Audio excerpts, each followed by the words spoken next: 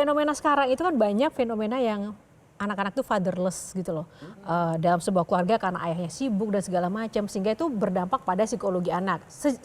Menurut Kak Sabai dan Kak Ringo, fatherless ini seberapa berdampak atau seberapa berbahaya sih bagi kelangsungan masa depan seorang anak? Nggak ada ayah yang mau anaknya fatherless ya, tentunya gitu loh. Pasti mungkin karena kesibukan, kerjaan dan segala macam. Gue sih tidak pernah menyalahkan itu gitu loh. Kita nggak pernah tahu kondisi seorang ayah tuh seperti apa Iya, gitu. kita tahu cuman kondisi keluarga kita Iya, aja. saya cuma tahu kondisi gimana. keluarga saya. Tapi saya juga baca dulu di Amerika sendiri pelaku kriminal itu lebih dari 50%-nya hampir sebagian besar adalah fatherless gitu loh. Jadi kayak wah seberbahaya itukah gitu. Mungkin ya, dan saya sama Sabai percaya kalau anak itu butuh sentuhan ayah sekali, sampai ayah itu harus selalu dijadikan tempat untuk dia bisa berbicara apa saja gitu loh. Dan apalagi anak kita dua-duanya cowok, jadi ya mereka tuh harus belajar, kalau yang aku mau ya, mereka dan Ringo juga pasti maunya kayak gitu, belajar sesuatu nanti yang baru semakin mereka besar itu dari bapaknya kalau bisa. Sebisa mungkin. Mungkin dari ya hal simpel nyukur kumis. Apa sih tanggapan adik-adik anak-anak di rumah ketika melihat justru pekerjaan laki-laki itu cenderung dikerjakan oleh ibunya? Ini menarik karena kalau dari saya, jadi kan saya takut kalau anak saya pengen sekali anak saya memperlakukan perempuan itu secara benar. Saya nggak suka dengan pikiran patriarki yang apa-apa tuh kesannya kayak cewek tuh nggak bisa apa-apa, semua tuh. Nah, saya pengen anak saya, kamu cukup melihat bapak kamu, lihat bagaimana saya memperlakukan istri saya memperlakukan ibu kamu sehari-hari. Semua yang kamu lihat itu bercanda dan segala macam, itu tidak ada yang merendahkan ibu kamu. Saya berharap anak saya tidak ada yang merendahkan dan memperlakukan perempuan nantinya atau ngegampangin perempuan ketika sekolah, anak cewek, saya nggak mau kayak gitu loh. Terus kalau soal ngomong fatherless, oh iya, mungkin salah satu ketakutan saya adalah saya takut sekali ketika anak saya nanti tidak merasa bapaknya hadir gitu. Takut, makanya kalau misalnya ada konser anak, yang kemarin Mars cuma jadi pohon, itu juga lagi konser tuh Mars jadi burung. Oh iya, itu tahun lalu.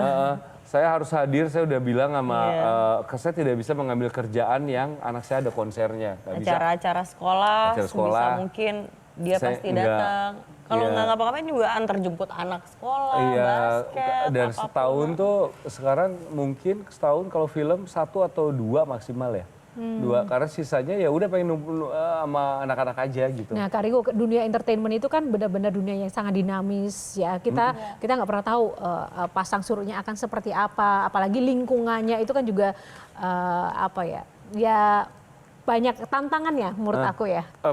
Pertama, saya nggak ngerasa kayak misalnya di dunia entertainment ini gitu ya, beda sama dunia lain gitu. Saya cuma bekerja sama seperti orang kerja lainnya di kantoran apa segala macam. Saya pikir itu sama aja. Anak-anak tuh hampir kebersamaannya itu nggak pernah, hampir kayak ini anak-anak cuma sendiri doang, saya sama istri nggak ada di sekitaran dia. Semuanya tuh ada pengawasan, apa yang dia tonton, apa yang dia main game, semuanya tuh pengawasan. Ada kitanya selalu ada di sekitaran. Kalau misalnya gimana cara menjaga, sebetulnya ya saya bukan ahlinya gitu, tapi kalau saya sama Sabai sendiri, ya pada umurnya nanti mereka akan tahu sendiri. Kayak kenapa saya udah ngomong pornografi, anak saya kelas 4 SD. Saya dulu tahu pornografi itu dulu, saya lupa, 6 SD atau 1 SMP. Dengan era sekarang, saya rasa anak saya akan lebih cepat dapat pornografi nantinya. Entah dari mana ya, aksesnya akan lebih cepat. Pilihannya adalah, dia nanti akan dapat pornografi itu, akan ngobrol ke saya atau tidak. Tapi sekarang tuh saya kemarin udah sering baca-baca, nanya-nanya ke orang yang lebih paham. Kita udah ngomong yang kemarin di meja makan untuk perkenalan. Pornografi diciptakan memang untuk merusak otak laki-laki. Itu laki-laki sekali tujuannya, untuk laki-laki banget. Dimana perempuan objek, nantinya dari situ kamu akan ketagihan. Ketagihannya adalah mulai deh, kamu nggak semangat, kamu sekarang suka basket. Nanti basket kamu jadinya nggak terlalu into lagi ke basket. Kamu lebih suka menyendiri. Kamu lebih langsung ke kecanduan, itu kayak kecanduan gitu loh nak. Tapi kalau nanti saatnya kamu ketemu pornografi, ngomong ya, Baba nggak akan marah, kita obrolin aja. kita obrolin aja, Baba cuman nggak pengen jadinya rusak gitu nak kamunya. Jadinya kayak misalnya horor, banyak orang takut sama film horor kan? Kayak apa saya selalu bilang kayak gitu. Karena kan kamu tahu sendiri horornya setannya bohong-bohongan, di make up. Baba pernah syuting horor, kadang-kadang makan siang Baba makan sama pocongnya bareng sebelahan.